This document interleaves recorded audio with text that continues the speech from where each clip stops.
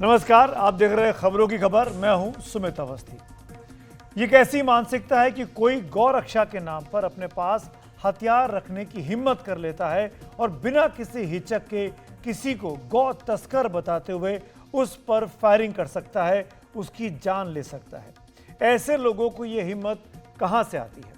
हरियाणा के पलवल में 12वीं में पढ़ रहे एक छात्र आर्यन मिश्रा की मौत के बाद यह सवाल एक बार फिर से उठ खड़ा हुआ है। और ये कोई नई बात नहीं है, हमारे सामने आए दिन ऐसे मामले आते रहते हैं। आपको याद होगा, हरियाणा के इस इलाके से गौ रक्षा के नाम पर बहुत सी खबरें आई हैं, बहुत सी बातें की गई हैं। लेकिन आर्यन मिश्रा जो आज की हमारी लीड स्टोरी है, इस पर मैं बताना चाहता हूं कि जो इन्वेस्टिगेशन हमारे रिपोर्टर्स कर रहे हैं ग्राउंड पे जाकर, उसमें इस कहानी के बहुत से पहलू हैं, बहुत से एंगल निकल कर आ रहे हैं। ये समझना आसान नहीं है कि आर्यन को किसने मारा है। गौ तस्करी का मामला है, दुश्मनी का मामला है या गलत पहचान का मामला है। पर एक बात बिल्कुल साफ है कि जिसने मारा वो गौ रक्षक अपने आप को कहता है और उसने परिवार के साथ बातचीत की है। बड़े बड़े रिविलेशंस करेंगे, पूरी तफ्तीश आपको दिखाएंगे अब इस प्रोग्राम में आगे अपने आगे के सेगमेंट में। लेकिन दूसरी बड़ी खबर आज की कंगना रनौत की इमरजेंसी फिल्म को लेकर है। कंगना की इस फिल्म पर सेंसर बोर्ड ने सर्टिफिकेट नहीं दिया। फिल्म शुक्रवार को रिलीज हो रही है 6 तारीख को। और आपको बता दें, आज वो हाईकोर्ट पहुंची थी बॉम्बे में, मुंबई में, लेकिन हाईकोर्ट से भी उनको राहत नहीं मिली है। कंगना रनौत बीजेपी की सांसद, उनकी अपनी फिल्म जो कि इमरजेंसी पर बनी है, इंदिरा गांधी के काल की फिल्म है, इमरजेंसी जब देश में लगी थी, उस फिल्म को अभी तक सर्टिफिकेशन नहीं मिल पाया है। अब कम से कम 6 सितंबर को इस फिल्म का रिलीज होना मुश्किल हो गया है। कोर्ट ने क्या क्या कहा है आज, इस पर भी हम बात करेंगे। कहाँ बात फंस गई कंगना रनौत की फिल्म की, उस पर भी तफसील से बात करेंगे। लेकिन पहले बात करेंगे आज की बड़ी खबर की, और जो पूरा इन्वेस्टिगेशन खुलकर सामने आ रहा है हरियाणा के पलवल इलाके का, वो आपको चौंका देगा, उसको आपको ज़रूर देखना चाहिए।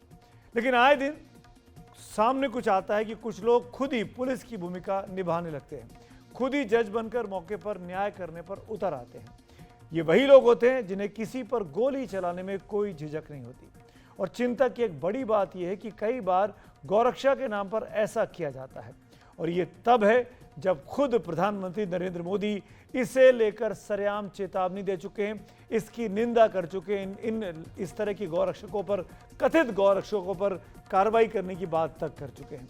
इस पूरे मामले पर आगे बढ़ने से पहले जो आर्यन मिश्रा का मामला है कि क्यों उसको गोली मारी, क्या हुआ था 23 और 24 अगस्त की रात को हरियाणा के पलवल में, हम तफसील से अपना इन्वेस्टिगेशन दिखाएं। उसके पहले आपको याद दिलाना चाहते हैं कि आज से करीब 8 साल पहले प्रधानमंत्री नरेंद्र मोदी ने क्या चेतावनी दी थी इन कथित गौरक्षकों को।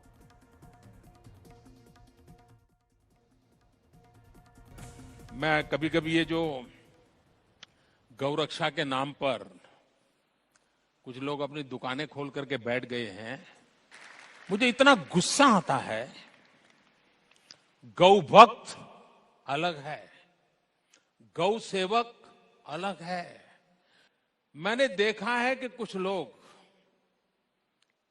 जो पूरी रात एंटी सोशल एक्टिविटी करते हैं, कुछ लोग, लेकिन दिन में गौरक्षक का चोला पहन लेते हैं। मैं राज्य सरकारों को अनुरोध करता हूं कि ऐसे जो स्वयंसेवी निकले हैं, अपने आप को बड़ा गौरक्षक मानते हैं, उनका जरा डोजियर तैयार करो। 70-80% ऐसे निकलेंगे जो ऐसे गोरख धंधे करते हैं जो समाज स्वीकार नहीं करता है, लेकिन अपनी उस बुराइयों को से बचने के लिए ये गौरक्षा का चोला पहन करके निकलते हैं। और प्रधानमंत्री की सख्त चेतावनी के बाद कुछ और कहने जोड़ने की जरूरत नहीं है, लेकिन अभी भी बहुत से लोग हैं जिन पर इस बात का कोई असर नहीं पड़ा है। इन लोगों में कई तो ऐसे युवा हैं जो गौरक्षा के नाम पर समझदारी की बात सुनने को तैयार भी नहीं होते हैं। ऐसे ही मामला हरियाणा के पलवल में बीते 23 और 24 अगस्त की दरमियानी रात को सामने आया, जो मीडिया में 2 दिन पहले ही सुर्खियों में आ पाया है। 23 और 24 की दरमियानी रात करीब 3:30 बजे हरियाणा के पलवल में NH-19 के गतपुरी टोल प्लाजा के पास लाल रंग की एक गैस्टर कार में बैठे लोगों पर एक सफेद स्विफ्ट कार में बैठे एक युवक ने गोली चलाई। गोली चलाने का आरोप अनिल कौशिक नाम के युवक पर है। गोली डस्टर में ड्राइवर की बगल वाली सीट में आगे की कुर्सी पर बैठे आर्यन मिश्रा को लगी, जो 12वीं कक्षा में पढ़ता है। एक गोली पीछे से आर्यन की गर्दन और सिर के करीब लगी और दूसरी सामने से उसके दाएं कंधे पर। यह बात भी सामने आई है कि लाल स्विफ्ट कार ने करीब 30 किलोमीटर तक डस्टर का पीछा किया। डस्टर कार में 5 लोग बैठे थे, जिनमें 2 महिलाएं थीं।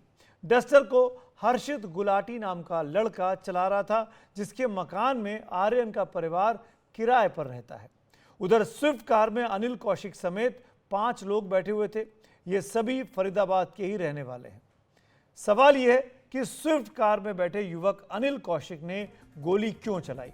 मामले की तफ्तीश अभी चल रही है और स्विफ्ट कार में बैठे 5 लोगों को पुलिस ने गिरफ्तार भी किया है। और इनके नाम आपको बता दें, इनके नाम है अनिल कौशिक, जो कि मुख्य आरोपी है, वरुण कुमार, कृष्ण कुमार, आदेश सिंह और सौरभ कुमार, जिनके खिलाफ भारतीय न्याय संहिता के 3 धाराओं के तहत केस दर्ज किया गया है। ये धाराएं हैं हत्या से जुड़ी धारा 103A, 103(1), गैर कानूनी तौर पर जमा होने से जुड़ी धारा 190 और खतरनाक हथियार रखने से जुड़ी धारा 191(3).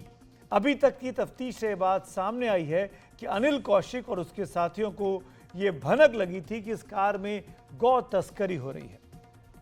पटेल चौक के पास उन्होंने इस डस्टर गाड़ी को देखा और गाड़ी रोकने के लिए कहा, लेकिन ये लाल रंग की डस्टर गाड़ी नहीं रुकी, तो इन्होंने गौ तस्कर समझकर गाड़ी का पीछा करना शुरू किया। आगे आगे लाल रंग की डस्टर और पीछे पीछे सफेद रंग की स्विफ्ट कार। अभी तक की जानकारी के मुताबिक गाड़ी चला रहे, जो लाल रंग की गाड़ी थी उसको चला रहे थे हर्षित के भाई शैंकी गुलाटी। उनको शक हुआ कि कहीं उनसे दुश्मनी रखने वाले लोग उनका पीछा ना कर रहे हों, लिहाजा उसने गाड़ी रोकने से मना कर दिया। शैंकी पर आपको बताएं, कुछ ही दिन पहले हत्या की कोशिश का एक केस दर्ज हुआ था। दोनों गाड़ियों ने गदपुरी टोल प्लाजा क्रॉस किया। पुलिस ने टोल प्लाजा के CCTV से इसकी तस्दीक भी की है और उसकी फुटेज जारी की है, जो इस वक्त आपके सामने स्क्रीन पर है। टोल प्लाजा क्रॉस करने के कुछ देर बाद स्विफ्ट कार से एक गोली चली, जो लाल डस्टर के पीछे वाले शीशे से होते हुए आगे की सीट पर बैठे युवक आर्यन मिश्रा को लगी। सवाल यह उठ रहा है कि जब डस्टर गाड़ी में 3 लोग पीछे की सीट पर बैठे थे, तो गोली उन पर ना लगकर आगे बैठे आर्यन पर कैसे लग गई? ये बड़ा सवाल है। गोली लगने के बाद जब गाड़ी रुकी, तो हमलावर ने आर्यन मिश्रा पर सामने से गोली चलाई, जो उसके दाएं कंधे पर लगी है। इसके बाद अपना काम करके हमलावर वहां से भाग निकले। इस पूरे मामले में अभी तक जो मुख्य आरोपी अनिल कौशिक है, उसने आर्यन मिश्रा के पिता के सामने अपना गुनाह कबूल किया है। लेकिन सवाल यह कि आर्यन जिस कार में बैठा था, उसमें बाकी और लोग कौन बैठे थे? वो रात में कहां जाने के लिए निकले थे? रात की करीब 3-4 बजे की घटना है ये। उनकी इस मामले में ये जो बाकी के लोग थे, क्या क्या भूमिका है? क्या वो अनिल कौशिक को पहले से जानते थे, जिसने गोली चलाई, जो आरोपी है, या नहीं जानते थे?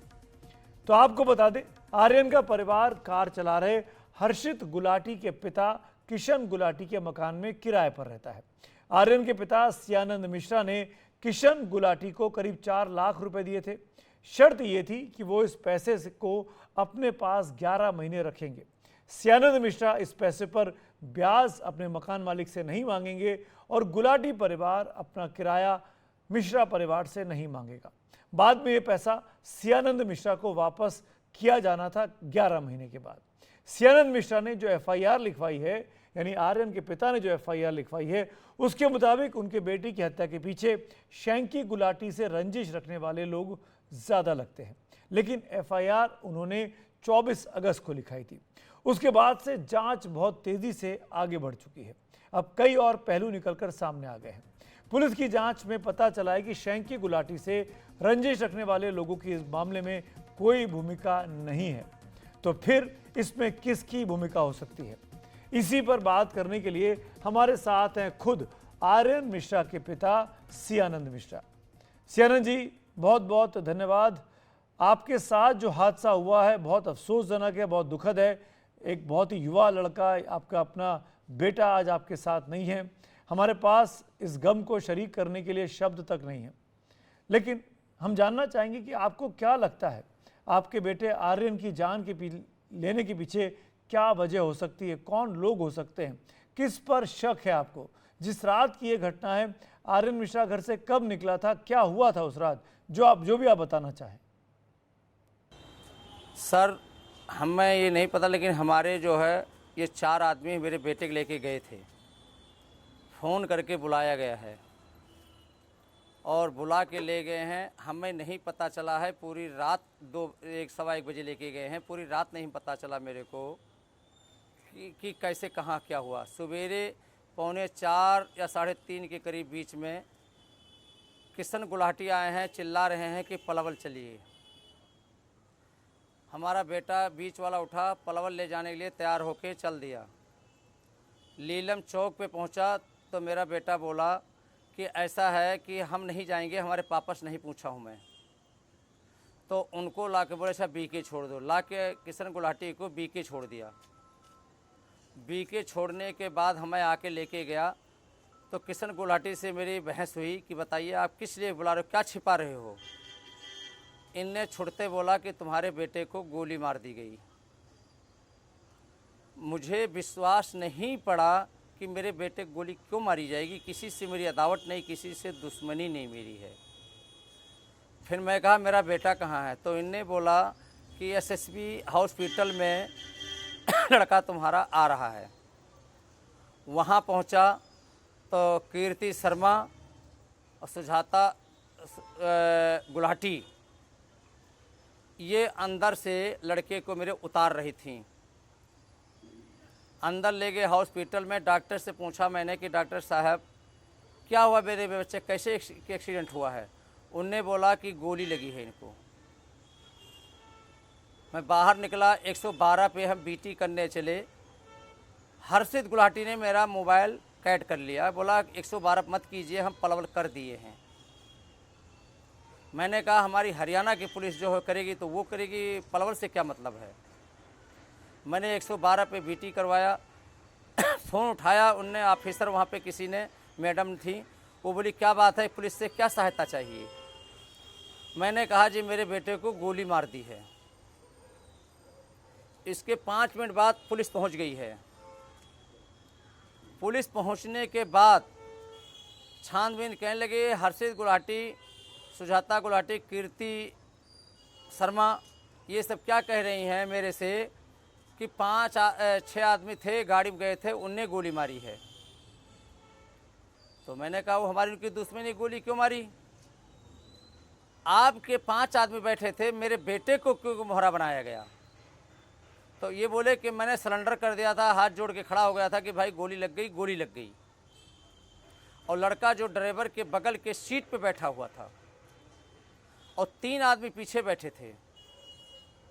तो सर तीनों को, इनको गोली नहीं लगी, ना ड्राइवर को गोली लगी, ना पहिया में गोली लगी, डायरेक्ट जाके मेरे बच्चे की गोली लग गई। उनने क्या कहा कि भाई एक मुझे नहीं पता है, 5 आदमी मार के गए हैं गोली, 6 आदमी थे। न्यूज़ में बयान दिया, पुलिस को बयान दिया।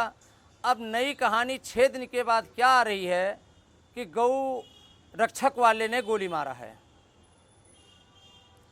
तो हमें पता लग गया था 3 दिन पहले, लेकिन मैं लेके इनको लेके गया 30 सेक्टर पंकज जी के एसआई एसएचओ के पास गया। अनिल कौशिक मेरे सामने लाया गया।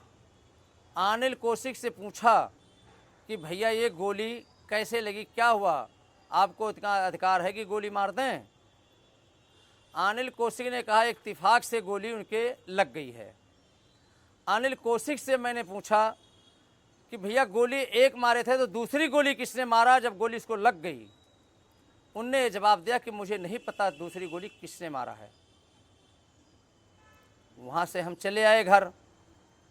लेकिन सुजाता गुलाटी, हर्षित गुलाटी, कीर्ति शर्मा, इनको पुलिस क्यों छोड़ दी गई कि ये जो साजिश में थे।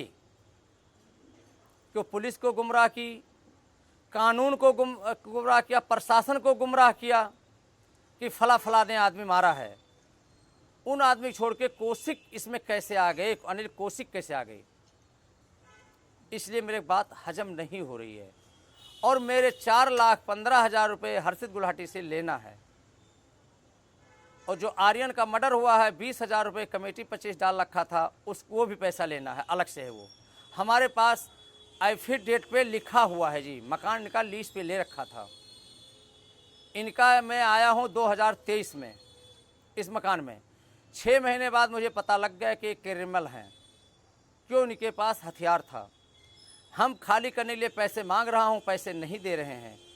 इतने में मैं गांव चला गया कि राम जन्मभूमि का उद्घाटन था, हम वहाँ चले गए। हम अयोध्या को वहीं रहने वाले हैं, गोंडा के। वहाँ से फिर हमारा मकान ज़बरदस्ती इनने कहा नहीं एग्रीमेंट बढ़ा लो, पैसे नहीं मिल पाएगा। अभी परसों हर्षित गुलाटी से और हर्षित सुजाता गुलाटी से बात हुई है। हमारे लड़के को मोबाइल में हमारी रिकॉर्डिंग है, कह रहे हैं मैं गवाही दूंगा तो तुम्हारे लड़के को इंसाफ मिलेगा, और तो इंसाफ नहीं मिलेगा फाइल बंद हो जाएगी, और पैसा मेरे पास नहीं है, मैं नहीं दे पाऊंगी। अब बताइए सर हम क्या करें इसमें? जी, आपको मैंने हाँ जी, जी हाँ जी, आपको मैंने तफसील से बोलने दिया, लेकिन कुछ सवाल और जहन में आ गए आपसे बात करके। सियानंद जी, अनिल कौशिक के ऊपर इल्ज़ाम आया, उसको मुख्य आरोपी बताया जा रहा है। अनिल कौशिक की क्या भूमिका लगती है इस पूरी घटनाक्रम में? क्योंकि मुझे बताया गया है कि आप गए थे अनिल कौशिक से, आपने खुद ने कहा कि आपकी बातचीत हुई, लॉकअप में आपने उससे मुलाकात की। अनिल कौशिक ने क्या किया? उसने क्या कहा आपके सामने? उसने बयान दिया है खुद मुख से, मेरे से बयान दिया है पुलिस ऑफिस में दफ्तर में बैठ के कि गलती से गौ रक्षा समझ के गाय लेके जा रहे थे। तो मैंने पूछा अनिल कौशिक से, भैया उसमें गाय कैसे आ गई? 5 आदमी जब बैठे हैं और पांचों को गोली किसी ने एक मेरे बेटे को लग रही है, और उसमें गाय कैसे आ जाएगी? बैठने की जुगाड़ नहीं है। उनने बोला कि शीशा में मुझे दिखाई नहीं दिया और गोली में चलाया लगातार, 21D से गोली चलाना शुरू किया हूँ और पलवल तक गोली मारते गया हूँ। तो सर ये बताइए, जो पीछे 3 आदमी बैठे हुए हैं उनको फाड़ के उनको नहीं लगी कहीं, जाके आगे बेटे को मेरे गोली लग गई। हमें इसका क्वेश्चन जवाब चाहिए सर। चलो उसको गोली एक लग गई जी, दूसरी गोली सीने पे किसने मारा है? इसको हर्षित गुलाटी ने और क्या अनिल कौशिक ने जवाब नहीं दे पाए जी। दूसरी गोली मुझे नहीं पता कैसे लगी है जी, और किसने मारा है। एक गोली उन्होंने बयान किया है कि गलती से मेरे लग गई है। ये एक बात बताइए सियानंद जी, क्या आपको लगता है कि अनिल कौशिक और हर्षित गुलाटी, इनके बीच, इन परिवारों के बीच आपस में कोई लिंक है, कोई दोस्ती है, कोई दुश्मनी है, एक दूसरे को जानते हैं?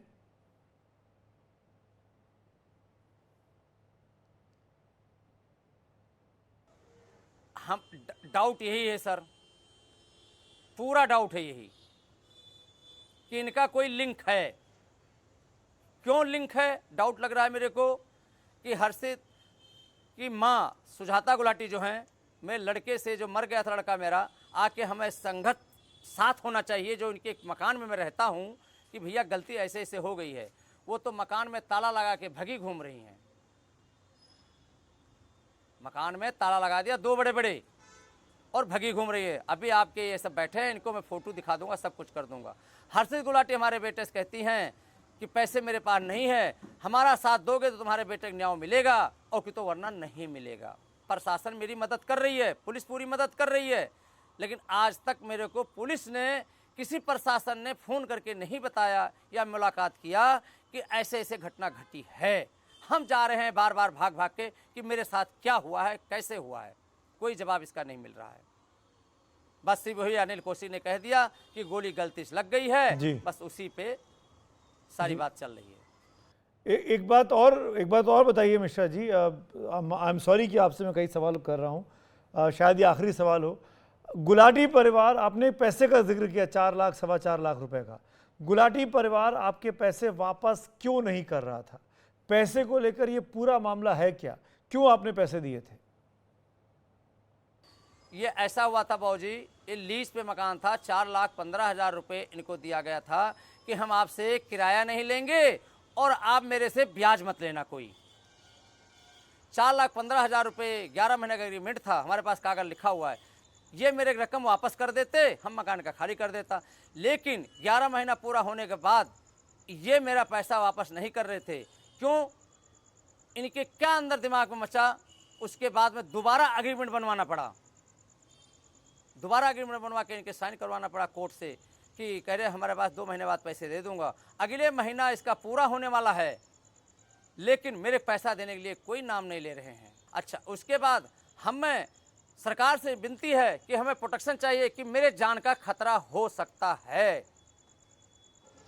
हाथ जोड़ के विनती है कि हमारे साथ न्याय किया जाए और हमारे पैसे दिलाया जाए। हम ये देश छोड़ फरीदाबाद छोड़ के जाना चाहता हूँ जी। सी आनंद मिश्रा जी, बहुत बहुत धन्यवाद हमसे बात करने के लिए।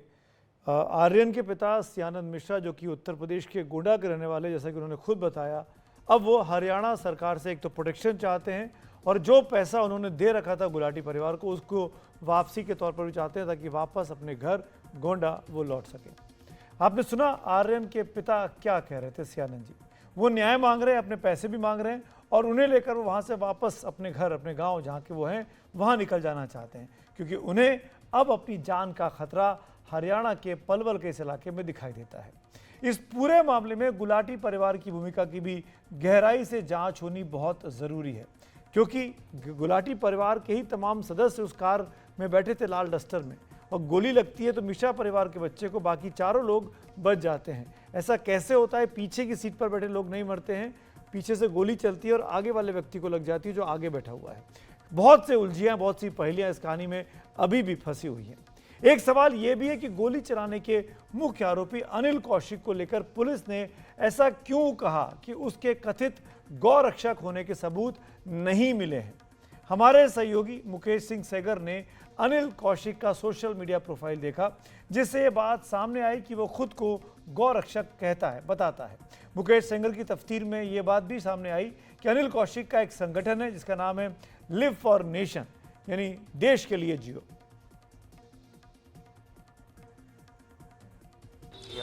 ये है फरीदाबाद की पर्वतिया कॉलोनी, और जिस संगठन में अनिल कौशिक काम करता है उसका नाम है लिव फॉर नेशन। जब उसका एड्रेस हमने गूगल पे डाला तो हमें गूगल यहाँ पर लेकर आया, और यहाँ पर एक बोर्ड लगा हुआ है, ये कौशिक प्रॉपर्टीज़ करके, कौशिक प्रॉपर्टीज़, और इसके जो मालिक हैं वो हैं अनिल कौशिक। आप देखिए यहाँ पर बोर्ड लगा हुआ है, और जो संगठन है लिव फॉर नेशन जो कि गौरक्षा के लिए काम करता है, उसका एड्रेस इसी कौशिक प्रॉपर्टीज़ में है, क्योंकि गूगल हमें यहीं पर लेके आया है। और जो इसके मकान मालिक हैं उनसे हमने बात की, उनका कहना ये है कि अनिल कौशिक गौरक्षक है, इसके लिए वो लगातार काम करता रहता है।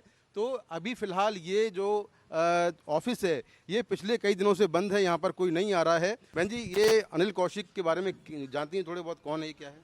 नहीं, इतना नहीं पता, यहीं रहते हैं ये किराए पे। अच्छा, हाँ, किराए पे यहीं रहते हैं, इतना नहीं पता। गौरक्षक है, ये क्या है? कहते तो यहीं गौरक्षक है, पर पक्का हमें भी नहीं पता। गाड़ी वाड़ी यहीं लगती है, यहीं बैठते देखते हैं बस। और लोग आते हैं गौरक्षक दल से, आते रहते हैं लोग क्या? आते हैं वो 4-5-6 जने ही आते हैं, और कोई बाहर का नहीं आता। अच्छा, हाँ। इसमें आया हो पहले नाम?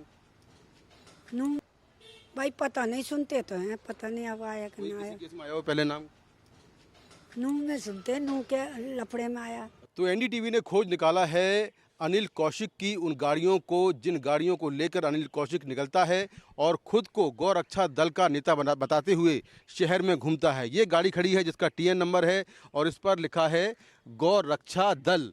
तो एक गाड़ी ये खड़ी है, और दूसरी गाड़ी मैं आपको और दिखाता हूँ जो कि अनिल कौशिक की है, और इन्हीं गाड़ियों से उसके परिवार का ये कहना है कि वो गायों की सेवा करता है। ये देखिए, ये एक एम्बुलेंस है और इस पर उसके संगठन का नाम लिखा हुआ है लिव फॉर नेशन संगठन, और इस पर ऊपर नाम भी लिखा हुआ है अनिल कौशिक, और मोबाइल नंबर भी लिखा हुआ है। ये एक एम्बुलेंस है और ये एम्बुलेंस भी अनिल कौशिक की है। आप देखें कि यहाँ पर एम्बुलेंस में ये लिखा हुआ है कि लिव फॉर नेशन संगठन फरीदाबाद, रजिस्टर्ड बेसहारा व घायल रोड एक्सीडेंट बीमार गायों के लिए एम्बुलेंस है, और ये संगठन गैर सरकारी है और गैर राजनीतिक है।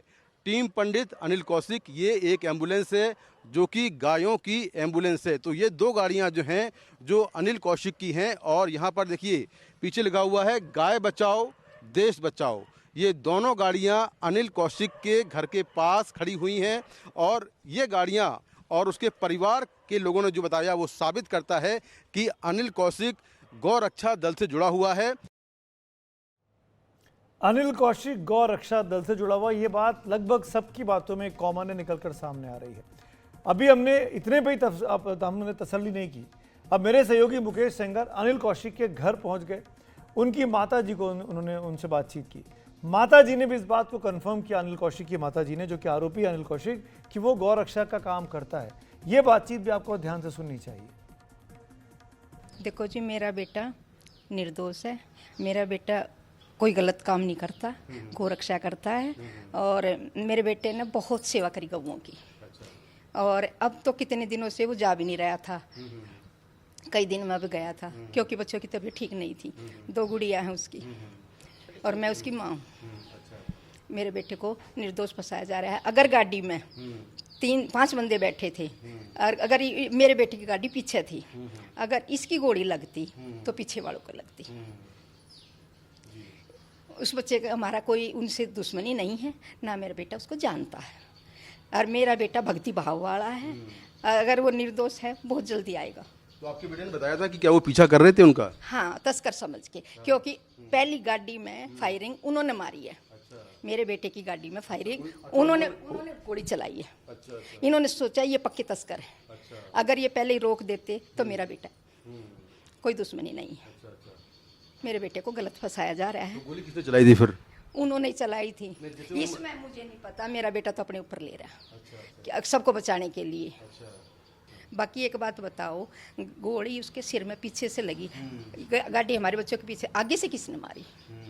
मेरा बेटा कह रहा है मैंने तो आगे से नहीं मारी, पीछे से हम चला रहे, वो भी गाड़ी में लगा रहे थे। उनको नहीं, हवा में फायरिंग कर रहे थे बच्चे, उनको नहीं मार रहे थे।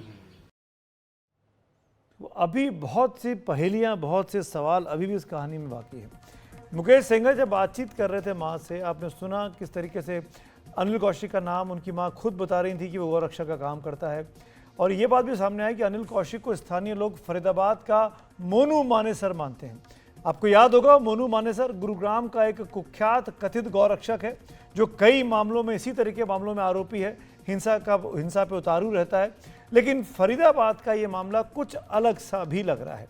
इसमें हरियाणा की, खासकर पलवल के इलाके की जो पुलिस है, जो इन्वेस्टिगेटिंग एजेंसी है, उसकी भूमिका अभी तक जो रही है, उस पर भी कई तरह के सवाल खड़े हो रहे हैं। ज़्यादा चर्चा करते हैं जो कानून का ज़्यादा जानकार हैं। मेरे साथ विक्रम सिंह जी जुड़ रहे हैं, जो कि उत्तर प्रदेश के मुख्य डीजीपी रह चुके हैं। बहुत बहुत शुक्रिया विक्रम सिंह जी, आपका धन्यवाद। कहानी में पेच बहुत से दिख रहे हैं। एक तो पारिवारिक रंजिश दिख रही है, गुलाटी परिवार, मिश्रा परिवार, पैसे का लेन देन।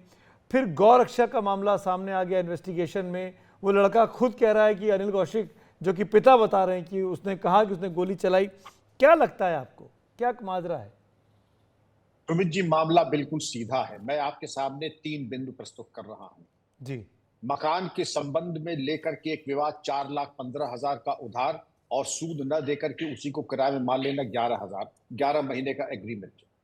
अनिल कौशिक तथाकथित गौ रक्षक और तथाकथित ये आवरण है किसी तरह की गुंडई करने का और प्रॉपर्टी डीलर। एक तो कराइला उस पर से नीम चढ़ा, एक तो गौ रक्षक, वो भी प्रॉपर्टी डीलर। तो अब दोनों बातें आती हैं।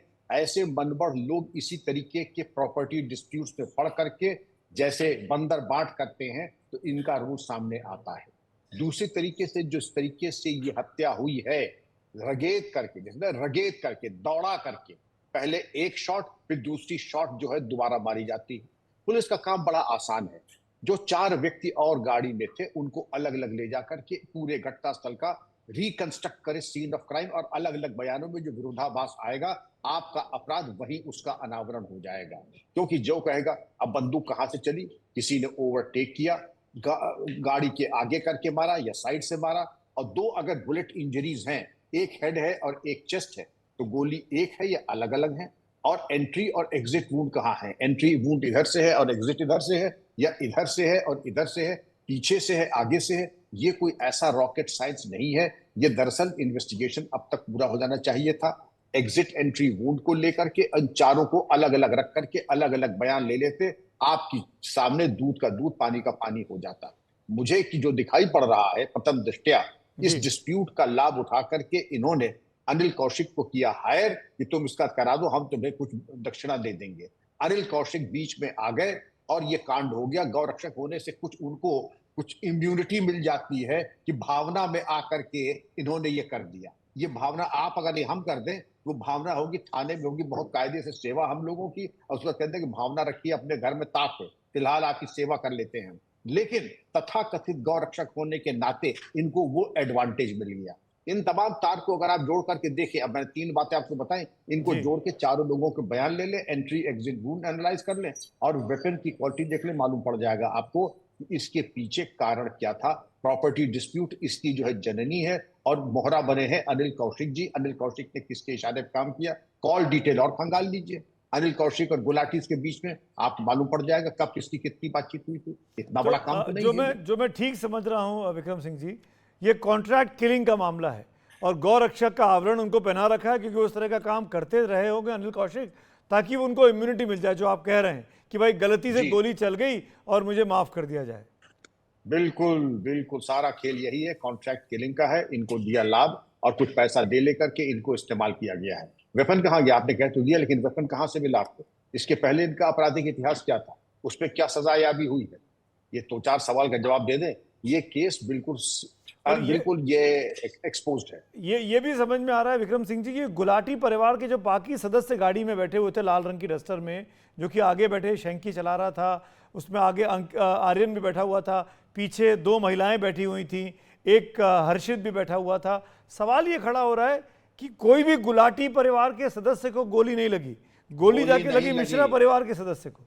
जी, और वो भी जिसका ये बहुत ही अननेचुरल है कि इस आंचल में कोई सुबह 3 बजे भोर में इस तरीके से भ्रमण करे, और वैसे भी जब परिवार में इस तरीके की ना इत्तेफाकी हो, उस परिप्रेक्ष्य में ये जाए, ये बिल्कुल चीजें अननेचुरल है। तो इसमें सुमित जी, इनको जो गुलाटी परिवार है उसको बहुत ज्यादा जवाब देने की जरूरत है। कड़ाई से पूछताछ की जाए, सारा ग्रामोफोन का रिकॉर्ड और सारा केस का अनावरण हो जाएगा। अरे कुछ ना करे, आप इनके कॉल डिटेल्स ही निकलवा लें, आपको वैसे ही अनावरण हो जाएगा। ये भी बताइए कि उस कार में जब गुलाटी परिवार के बाकी सदस्य थे तो क्या उनको पुलिस को छोड़ देना चाहिए था? क्योंकि जैसे कि मिश्रा जी ने कहा कि वो कहाँ चले गए, घर में ताला लगा है।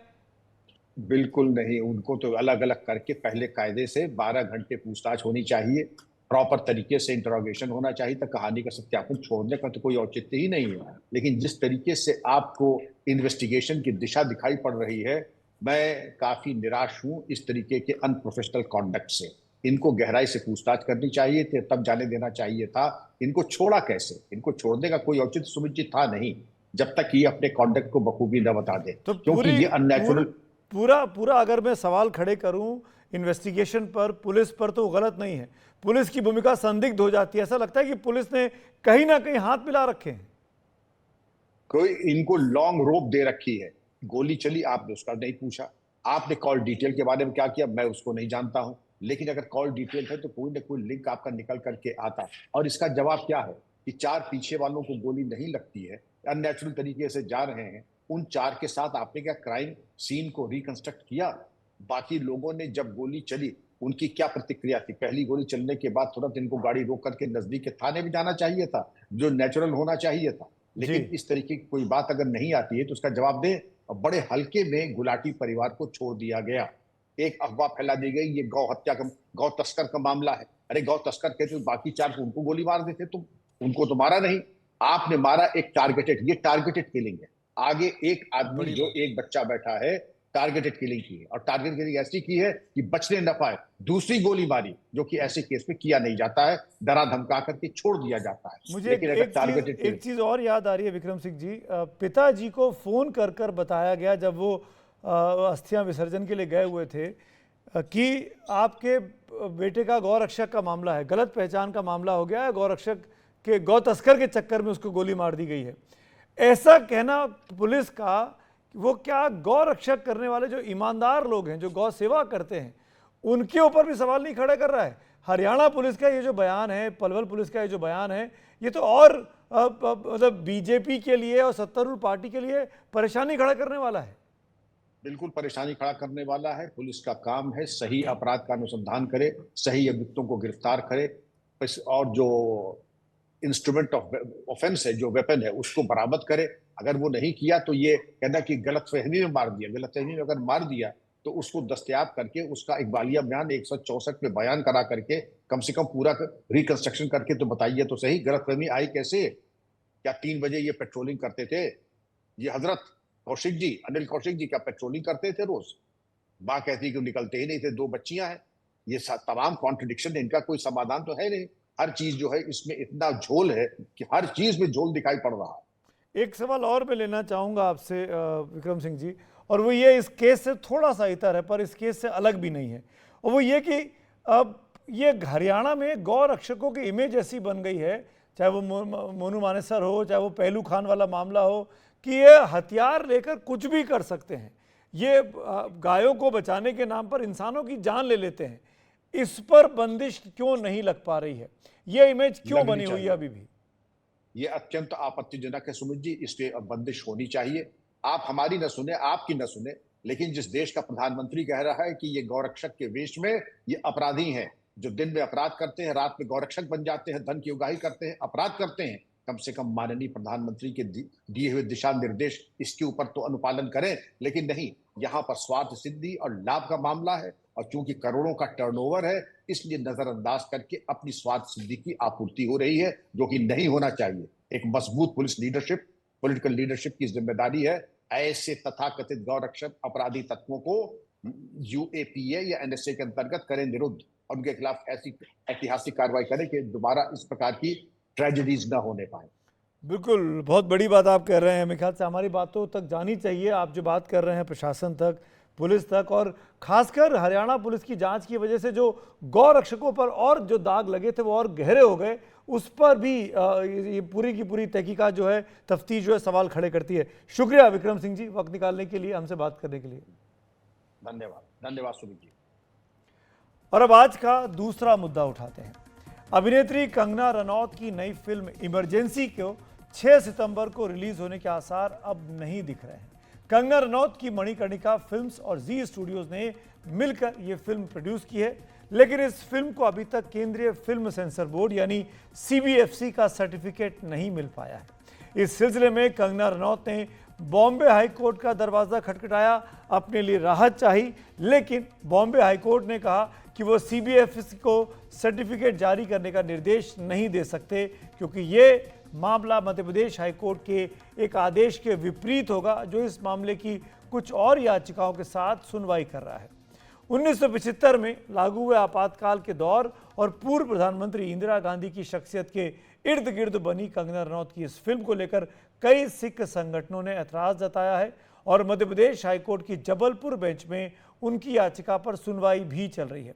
सिखों की सबसे बड़ी संस्था शिरोमणि गुरुद्वारा प्रबंधक कमेटी एसजीपीसी का भी आरोप है कि इस फिल्म में सिखों को गलत तरीके से दिखाया गया है, लिहाजा उन्होंने कोर्ट से मांग की कि इस फिल्म पर पाबंदी लगाई जाए। माना जा रहा है कि सिखों की धार्मिक भावनाओं की संवेदनशीलता को देखते हुए ही फिल्म सेंसर बोर्ड की ओर से इस फिल्म को सर्टिफिकेट नहीं मिला है। सेंसर बोर्ड ने मध्य प्रदेश हाईकोर्ट में यही दलील दी है कि उसने अभी सर्टिफिकेट नहीं दिया है। उधर कंगना रनौत के प्रोडक्शन हाउस की ओर से दलील दी गई कि सेंसर बोर्ड ने 8 अगस्त को बताया था कि कुछ बदलाव के साथ फिल्म रिलीज की जा सकती है। 14 अगस्त को प्रोड्यूसर्स ने बदलाव के साथ फिल्म फिर से सेंसर बोर्ड को क्लियरेंस के लिए सौंप दी। 29 अगस्त को उन्हें मेल आता है कि आप सर्टिफिकेट ले सकते हैं, लेकिन फिर कुछ सिख संगठनों के विरोध के कारण सर्टिफिकेट रोक दिया गया। फिल्म के प्रोड्यूसर की दलील है कि सीबीएफसी का काम फिल्म सेंसर करना है, कानून व्यवस्था करना उनका काम नहीं है। उसका ध्यान रखने के लिए राज्य सरकारें हैं, पुलिस है। बॉम्बे हाईकोर्ट ने भले ही इस मामले में दखल ना दिया हो, लेकिन इसके बाद कंगना रनौत ने एक ट्वीट में यह भी कहा कि हाईकोर्ट ने गैर कानूनी तरीके से फिल्म इमरजेंसी का सर्टिफिकेट रोकने के लिए सेंसर बोर्ड को फटकार लगाई है।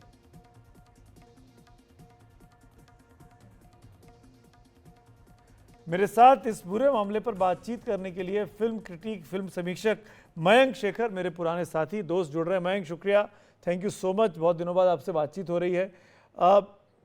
मैं पहला सवाल तो जो आपसे पूछना चाहूँगा मयंक का, मामला कोर्ट तक पहुँच गया, क्या लगता है आपको, क्या 6 तारीख को रिलीज़ हो पाएगी फिल्म या नहीं हो पाएगी? अब वेल जहां तक रिलीज का सवाल है वो डिपेंडेंट है सिर्फ सेंसर बोर्ड सर्टिफिकेट पर। सरकार के सेंसर बोर्ड है, कंगना रनौत बीजेपी की मेंबर ऑफ पार्लियामेंट है बकायदा।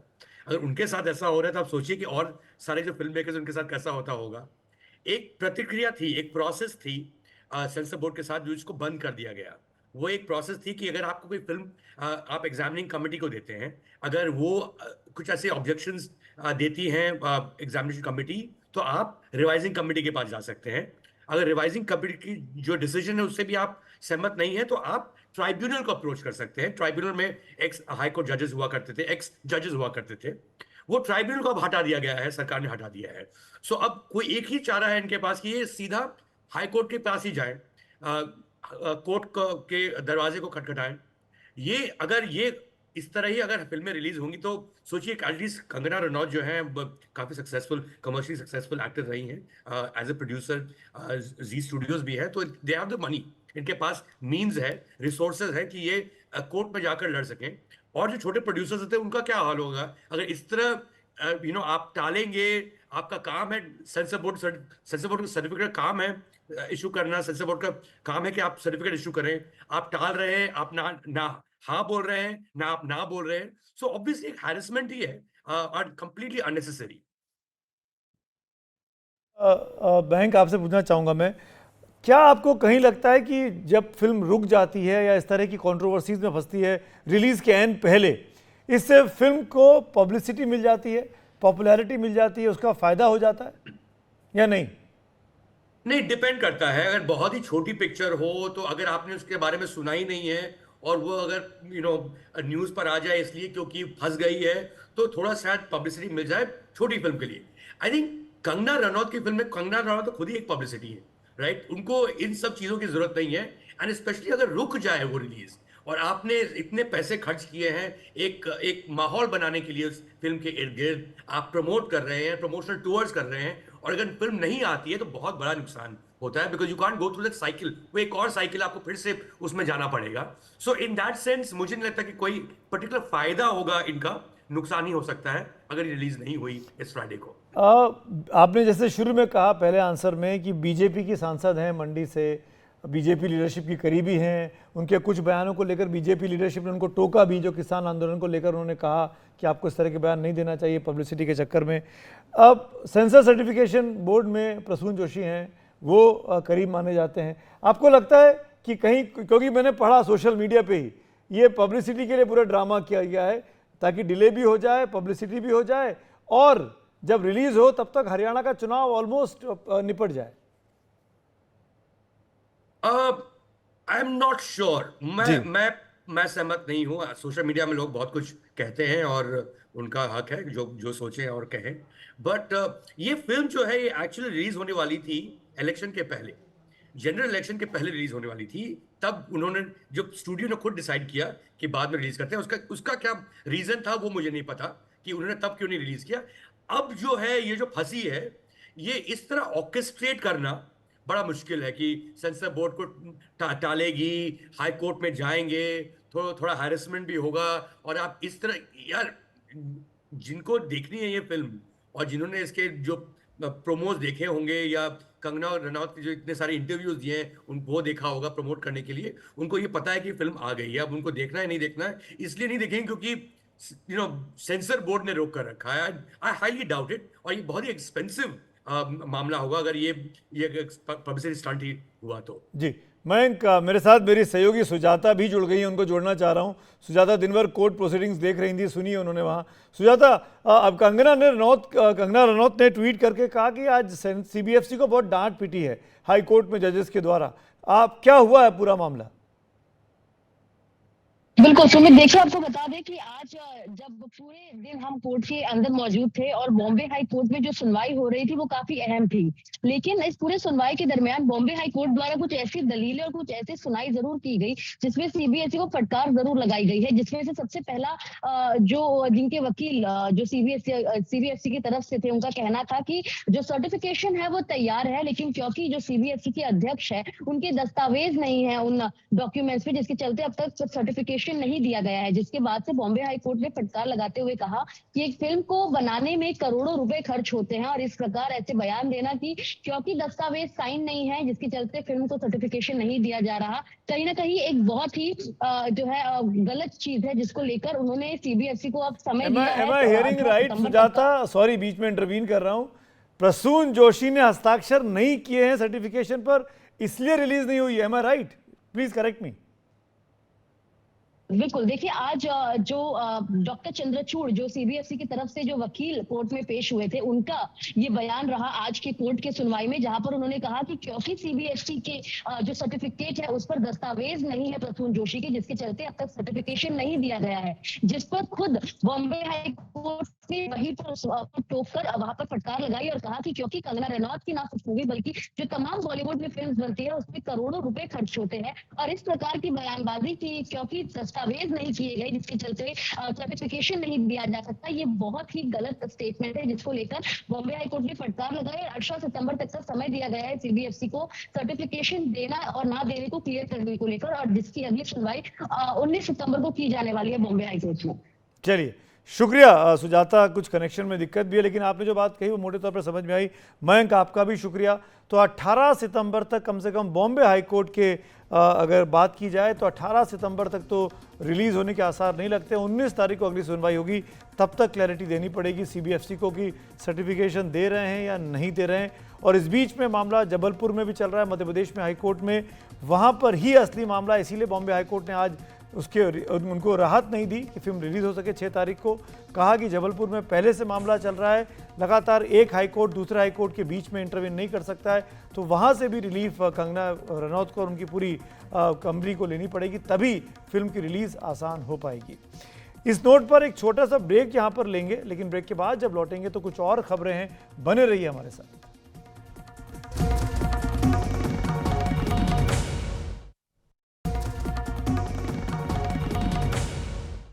एक बार फिर आप सबका स्वागत है। देश में बेरोजगारी का क्या आलम है ये देखना हो तो सरकारी नौकरियों के लिए आवेदनों की संख्या को देखिए जरा। नौकरी चाहे जो हो, बड़े पद के लिए हो या फिर छोटे पद के लिए, आवेदक भारी तादाद में सामने आते हैं। हरियाणा का ताज़ा मामला सुनेंगे तो आप चौंक जाएंगे। यहाँ पर महज 15,000 रुपए की तनख्वाह की स्वीपर की नौकरी के लिए 1,66,000 आवेदन आए। इनमें करीब 6,000 पोस्ट ग्रेजुएट और करीब 40,000 लोग ग्रेजुएट हैं।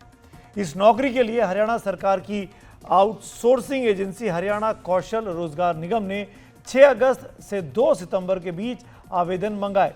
बेरोजगारी का यह आलम देखकर चौंक जाते हैं कि स्वीपर पोस्ट के लिए जिसकी तनख्वाह महज 15,000 रुपये होगी, 45,000 से ज़्यादा ग्रेजुएट और उतनी करीब हज़ारों की संख्या में पोस्ट ग्रेजुएट नौकरी अप्लाई करते हैं। इसी मुद्दे पर चर्चा करते हैं। आइए, हमारे साथ टीम लीज की सीनियर वाइस प्रेसिडेंट ऋतुपर्णा चक्रवर्ती जी मौजूद हैं। ऋतुपर्णा जी, मेरा पहला सवाल तो यही है कि आपने खबर देखी होगी हरियाणा में जो कुछ हुआ है, आप लोग तो बेरोजगारी को लेकर काफ़ी रिसर्च भी कर रहे हैं। स्वीपर पोस्ट के लिए 45,000 से ज़्यादा ग्रेजुएट्स और पोस्ट ग्रेजुएट्स अप्लाई करते हैं। क्या कहता है यह आंकड़ा? हरियाणा में क्या नौकरी की कमी है? 3 वजह है और आधा 3 मैं बोल रही हूँ, मेरा असेसमेंट है।